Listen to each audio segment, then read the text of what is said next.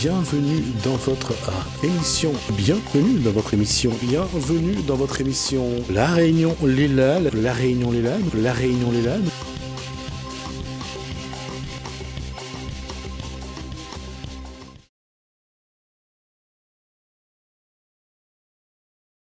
Bonjour à tous, bienvenue dans La Réunion Léla. Nous allons tenter ensemble de décortiquer quelques sujets sensibles avec l'association Réagissons et je vais introduire cette émission avec deux cocos. A tout de suite dans Cosmo Réunionnais. Alors, pourquoi j'ai montré deux cocos ? Voilà, c'est que si on tente de s'exprimer et de s'expliquer les uns les autres depuis l'extérieur de nos titres, de nos croyances, de nos différences, de nos divergences, eh bien voilà ce que ça donne. Ça donne un combat. Alors si j'y vais plus fort, l'un et l'autre se cassent. Vous connaissez la suite, c'est ce qu'on fait en société. Quand on se confronte à travers l'extérieur, on peut rien faire. Par contre, si on se confronte à travers l'intérieur, eh bien, on peut voir quel rougail coco on pourrait faire. Alors, est-ce qu'on y mettrait du concentré de grenade, ou alors du tamarin, ou alors de l'ail. Et puis là, on fait notre zambrocal et ça devient très, très joyeux. Je les ai découpés pour vous spécialement hier soir. Bienvenue à nos deux invités, Monsieur Armand Gunet. Nous nous étions vus selon une autre posture. Aujourd'hui, nous voyons autrement. Et Madame Florence Zachewski, consultante et formatrice en communication bienveillante. Alors, aujourd'hui, Armand Gunet a différents thèmes et sujets à partager avec nous. On peut être d'accord ou pas d'accord.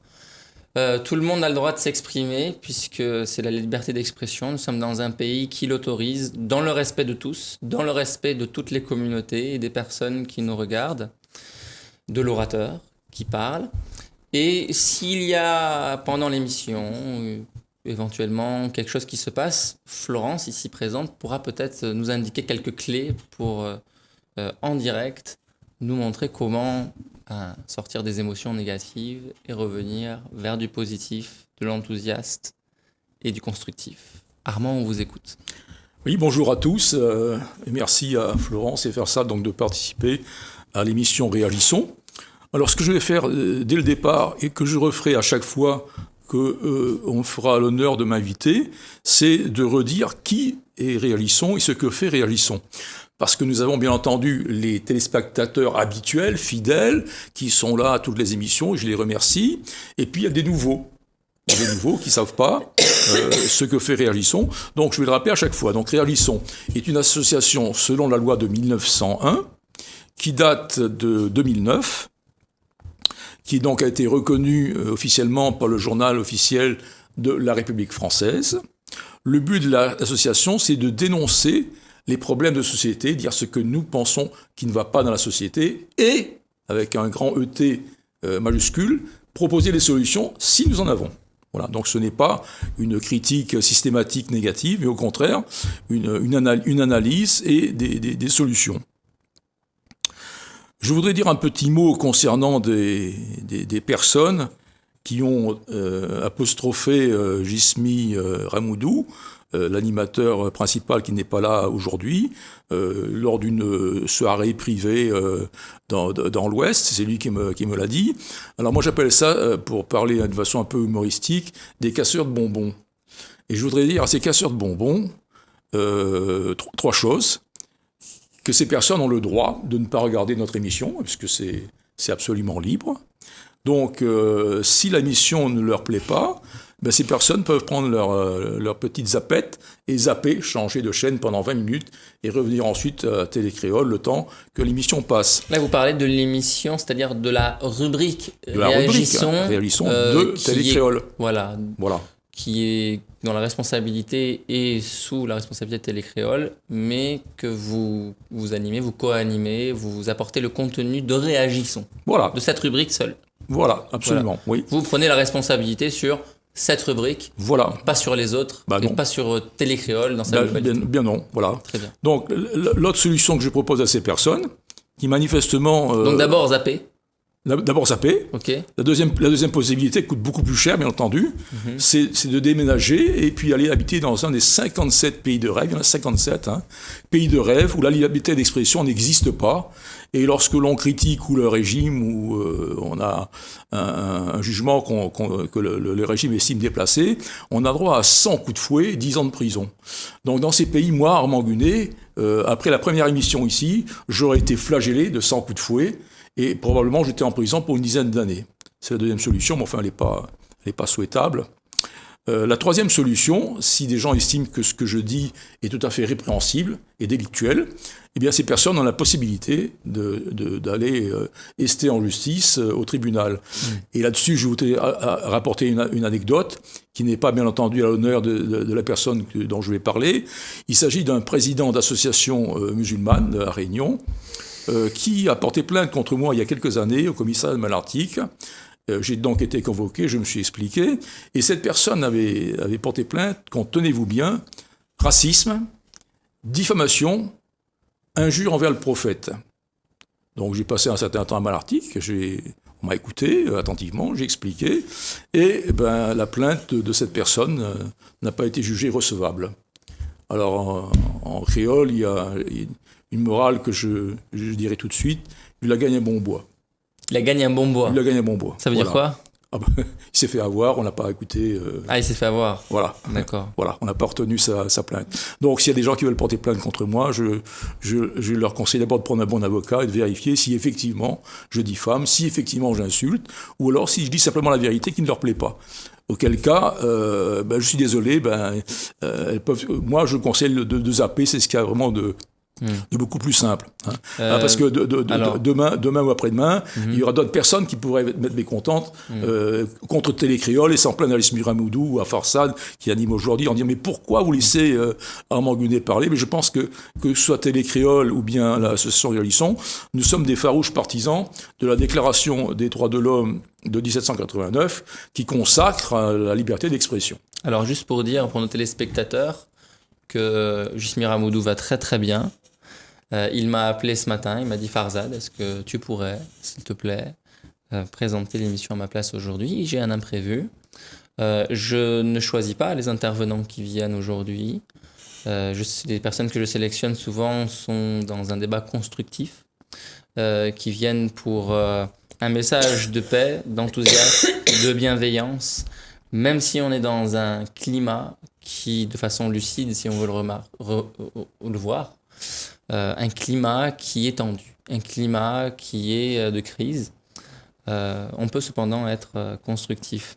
Florence, comment est-ce que vous voyez cette chose, ce que vient d'aborder Armand Gunet ? Qu'est-ce que vous diriez aux téléspectateurs qui s'indignent face parfois à un message qui est contradictoire, qui est dissidente ou qui porte la haine ? Qu'est-ce que je pourrais dire ?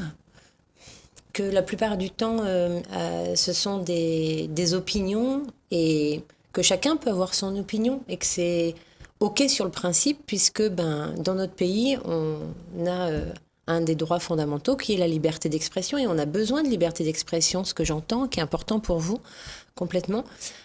Et en même temps, c'est OK de pouvoir s'écouter chacun pour se dire, est-ce que moi, j'adhère ? Est-ce que moi, j'adhère pas ? Est-ce que ça me met en joie d'entendre votre opinion et est-ce que je la partage ? Ou au contraire, est-ce que ça me met en colère ? Est-ce que ça me met mal à l'aise ? Est-ce que ça m'ennuie ? Est-ce que ça me rend furieuse ? Je sais pas, ça va varier en fonction de chacun et d'accueillir que on peut chacun percevoir les choses de manière différente. La plupart du temps, nous sommes dans des jeux d'opinion et d'interprétation plus que dans des faits réels, parce que ça nous arrive de grossir le trait ou parce que notre émotion peut impacter aussi. Donc Armand Gunet nous disait tout à l'heure, zapper, porter plainte ou alors... Déménager déménager dans un pays où vous serez fouetté. C'est quand même fort. Mais moi, je suis curieux d'entendre Florence. Qu'est-ce que vous diriez à un téléspectateur indigné par rapport à quelque chose qui a été dit? Qu'est-ce que vous lui diriez? Ben, moi, ce que je peux évoquer, c'est déjà à l'intérieur de vous d'accueillir ce qui se passe. Est-ce que ça vous crée des tensions? Est-ce que ça vous tend? Ou est-ce que, au contraire, vous partagez le point de vue qui vient d'être transmis? Commencez en vous. Et si ça vous crée une forme de frustration ou de colère, comment est-ce que tout seul, vous pouvez vous réapporter de la paix, de la joie et de l'harmonie? Parce que tout au long de la journée, on vit des moments qui sont plus ou moins confortables ou inconfortables. Et quand c'est inconfortable, au lieu de les vivre un peu comme une victime, eh bien en fait, on a la possibilité d'être autonome et responsable et de se créer les conditions de notre propre bonheur et de notre propre joie. Donc dans ce contexte-là, si ça vous crée de l'inconfort, je vous invite à faire quelque chose ou à penser à quelque chose qui vous ramène de la joie, de la paix et de l'harmonie. Notamment, peut-être, à accueillir le fait que vous avez vous-même votre propre opinion, qu'elle est différente. Et que vous avez le droit de l'exposer. Et que vous avez le droit de l'exposer, que vous avez le droit de penser comme vous pensez, que c'est une forme de richesse déjà de pouvoir exprimer des pensées différentes et aussi avec force et conviction. Et après, on peut avoir des points de vue différents sur la force de transmission du message, mais sur le principe, c'est complètement OK que chacun puisse dire ce qu'il pense et puis d'être curieux de la différence. Moi, je serais tentée de dire, je serais tentée de vous poser des questions, mais je ne le ferai pas sur cette émission parce que je sais qu'on n'a pas beaucoup de temps.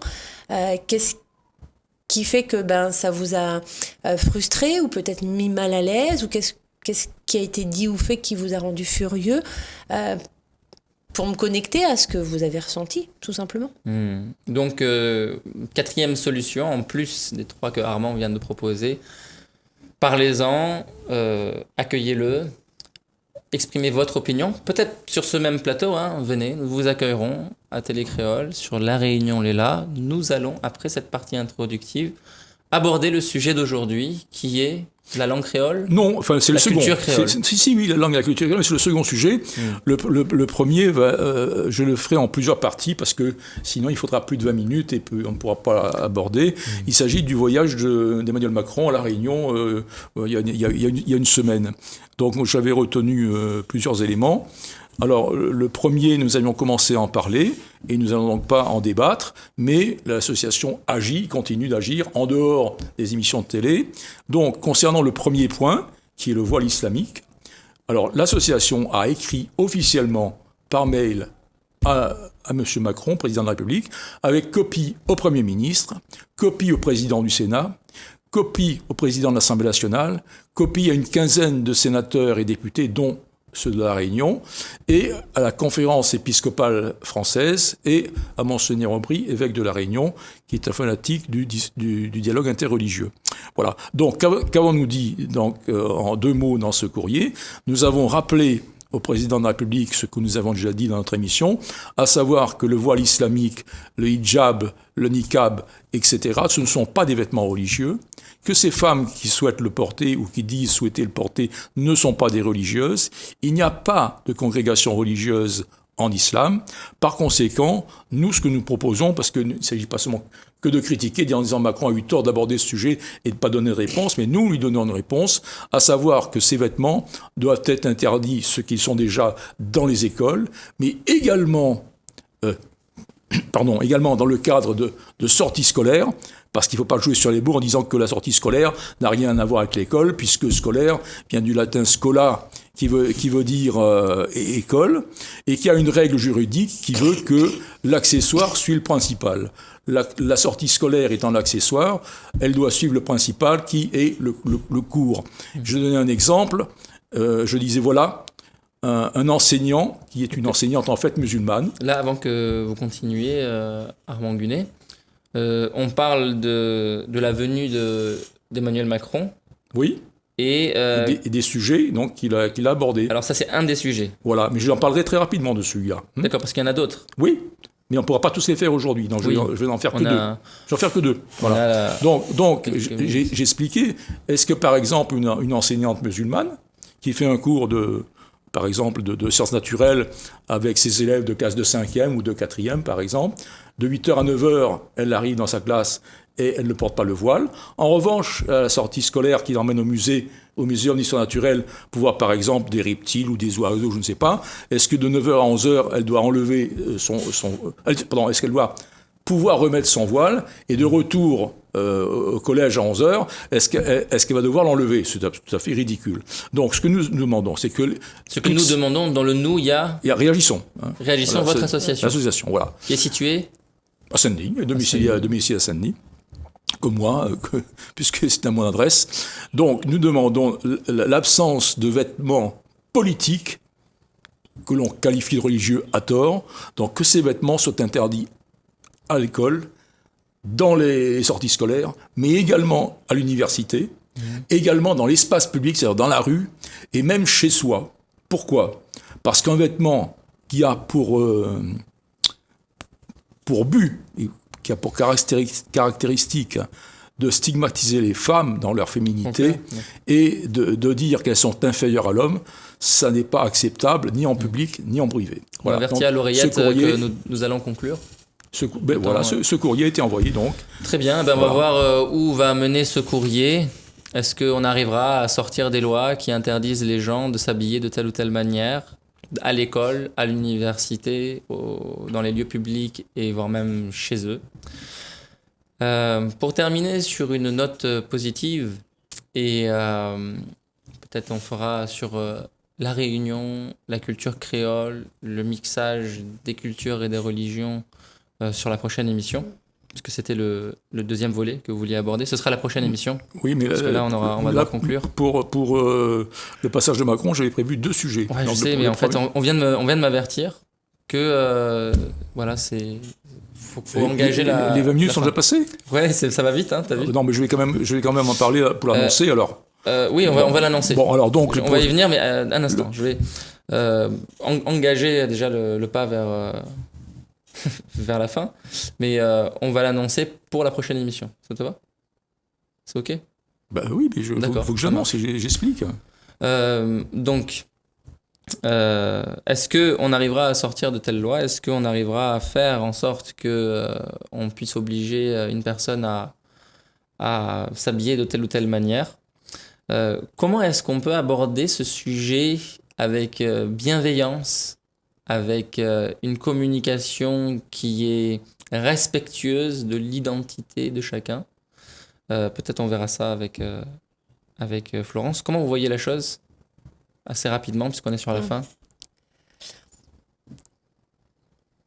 L'idée de consulter différentes personnes et que ce soit un échantillon représentatif de la population. Oh, à mon sens. Un référendum ? Oui, potentiellement, complètement. Mm-hmm. Avec un avis citoyen. Mm-hmm. Qu'est-ce que vous en pensez de ça ? Un référendum ? Avec avis citoyen ? En tout cas, pour l'instant, la loi est claire. Il ne suffit pas de l'interpréter, mais de l'appliquer. Concernant le voile dans les sorties scolaires, il faut l'appliquer, ce que je viens de dire. L'accessoire doit suivre le principal. Ça, il n'y a pas de loi à faire. Le port ostentatoire de tout signe religieux est interdit par la loi. Oui, alors... tout le monde l'a pratiqué, sauf certains. Non, mais c'est dur d'imposer quelque chose. Qui porte des signes ostentatoires la loi ne fait pas la société. Dans le christianisme, qui porte des signes ostentatoires ? Personne. Ben oui. Personne n'en a jamais porté. Mm-hmm. Personne n'en porte. D'ailleurs, moi-même, vous voyez, je suis catholique et je ne porte rien, je ne porte aucun signe, ni ostentatoire, ni même discret. Voilà. J'ai pas de chaîne, j'ai pas de bague, j'ai rien, j'ai pas de boucle d'oreille. Est-ce que la loi peut s'imposer à l'attitude d'une personne ? Parce qu'on voit, parfois, par exemple, comme le prophète Daniel, dans la Bible, une loi est sortie. D'ailleurs, c'était sous l'Empire persan, il me semble, où le vizir a dit « ce sera l'empereur qu'il faudra vénérer ». Et toute personne qui ne vénérera pas l'empereur et priera un autre dieu que lui, il sera jeté au lion. Et Daniel, lui, continue à prier face à la fenêtre son Seigneur Dieu l'Éternel, et il est jeté au lion. Donc Daniel n'a pas respecté, tout comme des personnes aujourd'hui ne respectent pas la loi, qu'elle soit juste ou injuste, qu'elle soit basée sur des valeurs qui sont justifiables ou non. Mais pouvons-nous, là ce serait la question avec laquelle on pourrait terminer, pourrions-nous nous poser sur l'intelligence collective de tout un chacun pour, au cours d'un référendum, décider, délibérer d'un projet aussi important que nécessaire, de savoir comment est-ce qu'on vit les uns avec les autres, comment est-ce qu'on se comporte les uns avec les autres, et est-ce que le sujet est essentiel de savoir comment est-ce qu'on s'habille, comment est-ce qu'on mange, comment est-ce qu'on travaille, et que tout ça soit délibéré ensemble de façon démocratique. Nous allons conclure avec l'annonce du second sujet, Armand. Je préfère terminer sur ce qu'on vient de dire. Okay, il existe des sciences humaines, que tout non-musulman peut apprendre et considérer comme de valeur. Malheureusement, le musulman, à part le Coran, la Sunna et les hadiths, il ne considère rien d'important et d'utile. Lorsqu'on a fait un certain nombre de musulmans. Tous, sur ce sujet. Les 1,5 milliard. Voilà, exactement. Vous en êtes absolument certain. Oui. D'accord. Alors, il existe une science que tout le monde peut consulter sur un ordinateur et dans des livres. Moi, c'est ce que j'ai fait, puisque j'avais fait un peu d'études de vente et j'avais appris ça à Paris dans le cadre d'études de vente. C'est une science qui s'appelle la programmation neurolinguistique. Bon, c'est américain, ça date d'environ 70 ans, mais oui, et en France, on est toujours en retard. Que dit en gros, je ne fais que résumer, en une phrase. Une phrase. Donc américain, c'est « Birds of a feather fly together ». D'accord. Mot à mot, les oiseaux qui ont le même plumage volent ensemble. Il existe une phrase beaucoup plus simple en français, c'est « qui ressemble s'assemble ». Bien sûr. Donc, qui ne veut pas ressembler à l'autre, ne veut pas s'assembler. C'est une règle psychologique. Voilà. Qui n'est pas suivie par tous les gens qui sont en France et qui refusent de porter des tenues européennes, qui sont très belles. Nous allons conclure sur cette émission, chers amis. Nous avons un peu dépassé. Je vous invite à lire un livre sur lequel j'étais venu parler en tant que consultant et non présentateur. Tout a changé au dernier moment. Il s'agit de l'anthologie du soufisme qui parle de l'islam, d'une auteure qui s'appelle Eva de Vitré-Mererovic, qui a résumé le monument de Rumi, qui s'appelle le Masnavi, ainsi que les paroles du maître, qui s'appelle le livre du dedans. Cette chrétienne catholique aristocrate a embrassé, comme elle le dit, l'islam. Et peut-être il y a d'autres thèses, d'autres modes de pensée. Ici, nous en avons une avec Armand Gunet. Peut-être que vous en avez une autre. Nous vous invitons à venir en parler avec enthousiasme. Merci et à bientôt.